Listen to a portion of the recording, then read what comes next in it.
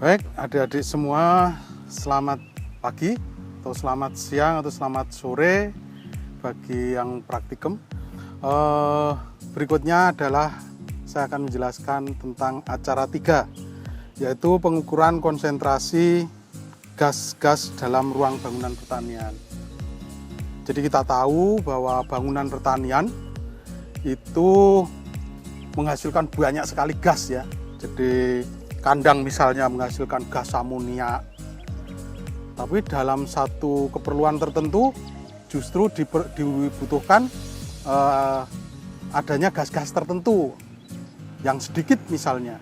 Contohnya dalam CA storage, penyimpanan untuk produk-produk pertanian itu membutuhkan oksigen yang kecil supaya respirasinya rendah. Kalau respirasinya rendah, maka produk yang disimpan akan awet. Nah, contoh di belakang ini adalah cold storage. Ya. Meskipun ini tidak ada pengaturan gasnya, ini diatur suhunya. Ya. Contoh yang lain itu misalnya rumah kaca. Rumah kaca yang untuk nanam tanaman, dindingnya tertutup, atapnya tertutup, sehingga gasnya, terutama CO2, itu akan mudah turun. Jadi CO2-nya akan mudah turun, kenapa? Karena CO2 dipakai untuk fotosintesis. Sehingga kalau tidak ada masukan CO2 di dalam rumah kaca tersebut, gas CO2-nya akan berkurang, pertumbuhan tanamannya akan jelek. Nah, oleh karena itu, di dalam bangunan pertanian itu kita perlu mengukur konsentrasi berbagai macam gas. Nah, ini nanti pada acara 3, Anda akan mengukur gas-gas di dalam berbagai macam bangunan pertanian. Ada dalam rumah kaca, ada di dalam ruangan biasa, di dalam cold storage, kemudian juga di dalam bangunan-bangunan atau ya dalam bentuk kecil ya, tetapi miniatur atau mungkin toples gitu untuk beberapa jenis bangunan simpan yang lain. Demikian, kemudian nanti Anda akan mengukur gas-gas, baik gas yang tidak beracun maupun gas beracun ya, seperti gas beracun itu CO, NO, NO2, SO, SOX misalnya, atau SO2 amoniak yang banyak di dalam kandang itu.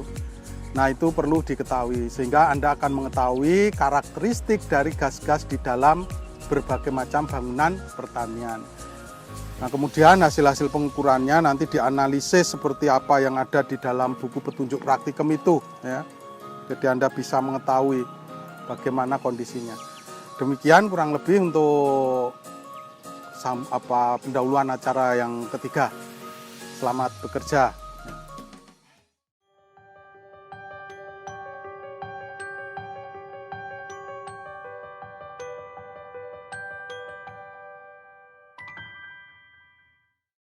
Assalamualaikum warahmatullahi wabarakatuh.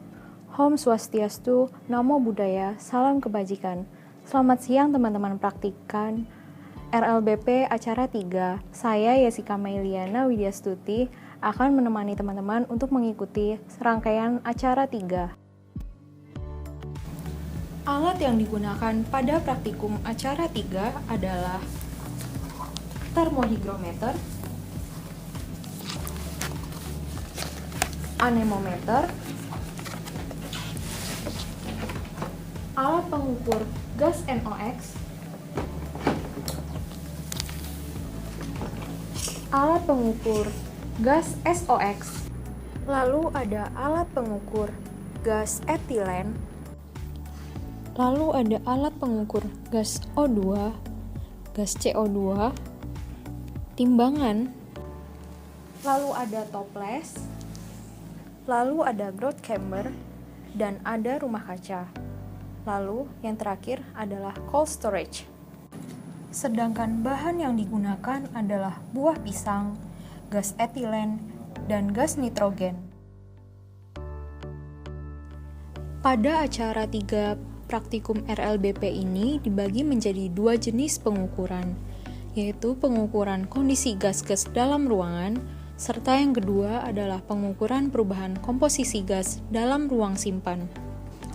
Pada pengukuran yang pertama, dilakukan pengukuran terhadap suhu, kelembaban, kecepatan angin, dan konsentrasi gas O2 dan CO2 pada growth chamber dan rumah kaca. Dalam pengisian gas nitrogen di dalam toples, kita harus memutarkan bagian yang berada di atas tabung nitrogen. Setelah itu, selang yang ada pada tabung nitrogen kita letakkan di dalam toples dan dialirkan ke dalam toples, sehingga udara dalam toples dapat keluar dan terisi gas nitrogen. Setelah itu, toples ditutup dengan plastisin dan isolasi. Selanjutnya adalah pengukuran gas O2 dan CO2. Pengukuran tersebut dilakukan dengan cara mengalibrasi alat pengukur O2 dan CO2. Setelah alat terkalibrasi, lalu kita masukkan selang ke dalam toples yang telah berisi pisang dan gas-gas yang akan diukur. Setelah itu, kita tunggu hasilnya, lalu kita catat.